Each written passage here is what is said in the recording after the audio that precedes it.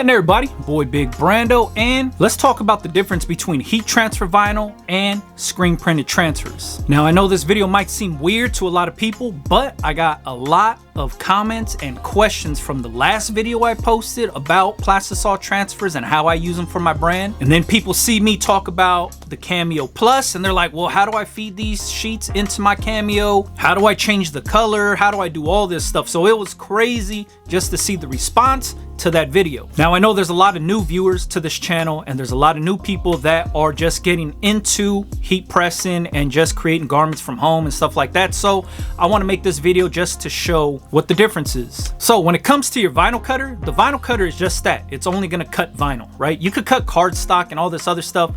I just use my vinyl cutter strictly to cut decal vinyl or heat transfer vinyl. As you know, heat transfer vinyl comes on a roll, something like this. This is heat transfer vinyl right here. This is by Econo Transfer, by the way, but this is heat transfer vinyl. Comes on a roll, just like this.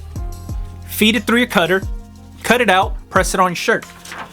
This right here, Plastisol transfer, screen printed transfer. You don't send this through your vinyl cutter.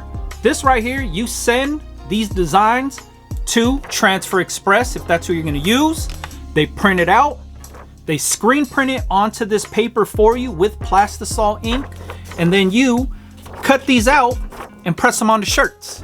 Now, when I say cut out, I don't mean send that transfer sheet through your cutter. I'm talking about just cut it with scissors. Here's the bottom piece of it. So this came from here, cut out, boom. I just took some scissors and just started cutting away. All you do is cut it out. All this does not transfer onto the t-shirt, only the ink transfers onto the t-shirt.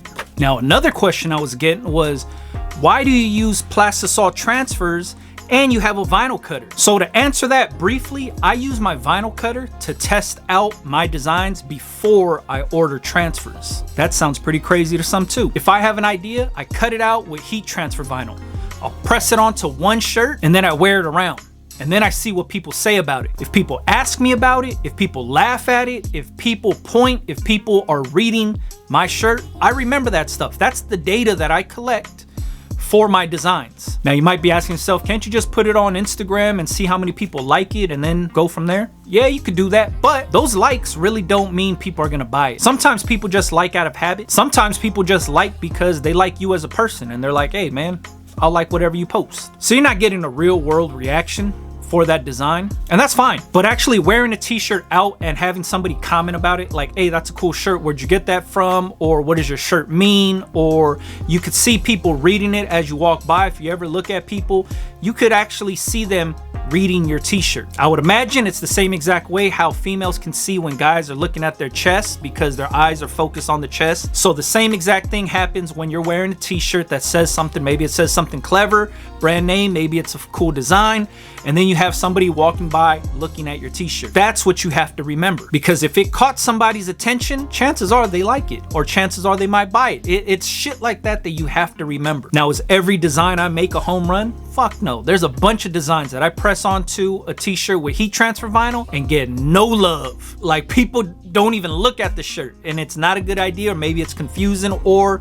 it's just not it. So I don't get transfers made with that design because now I'm taking the risk out of me ordering some transfers that aren't even gonna sell, right? Majority of the designs that I put on these transfer sheets are designs that I know I got some sort of good positive reaction from. So that way I can utilize all the space on the transfer sheet, make these transfers, and I have designs that I feel confident in selling. That's what I use my vinyl cutter for. I also make decals and stuff like that, but for the most part, I use my vinyl cutter strictly for that research and development part of me making designs before I order transfers. Because like I said in the last video, if I spent $200 on 100 sheets of transfers, I gotta make sure that those designs are gonna at least catch some attention. That way I'm not tying my money up, or I'm not wasting space on these transfer sheets. I wanna get the most out of each transfer sheet, so I wanna make sure that I have designs on there that are gonna make my money back and then some. So just to recap this video for all the new people, you do not send your screen printed transfers through your vinyl cutter. Your vinyl cutter is not a printer, it's just a cutter. If you wanted to change the color of your vinyl, all you have to do is buy different color vinyl. You might see me use a lot of white in my videos and like, oh, I only can do white. No, you can use any color you want. I use a lot of white because I use a lot of black garments. But you could put red if your design's yellow. You could put yellow in there. Buy whatever color heat transfer vinyl you want to use in your design and cut it out. When it comes to Plastisol transfers, screen printed transfers, you tell the transfer company what spot color you want to use. I want to use yellow, I want to use blue, I want to use cool gray, or whatever it is. It doesn't have to just be white. For myself, I use a lot of white because I use a lot of dark garments. The other question I get is, if you have the vinyl cutter, why not just cut out all your designs with vinyl? Why are you ordering transfers? Do you not like the way heat transfer vinyl feels? Would you not offer that to your customers? That ain't it at all. If I'm selling 30 to 40 t-shirts a night, I do not want to sit there and weed out 30 to 40 designs every single day. Look inside the bat, there's text in there.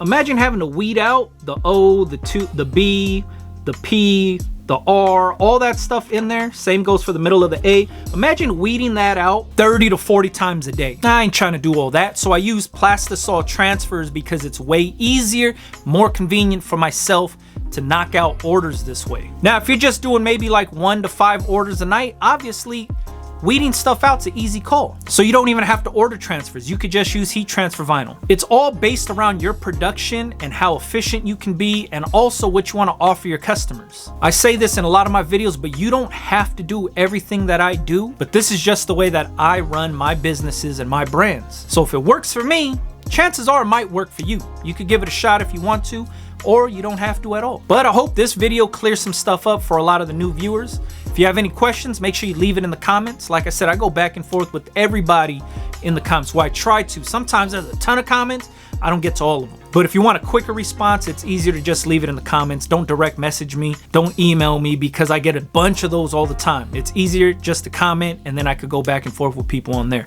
either on YouTube or Instagram, Big Brando TV. All right, catch you guys on the next one, man. Yeah.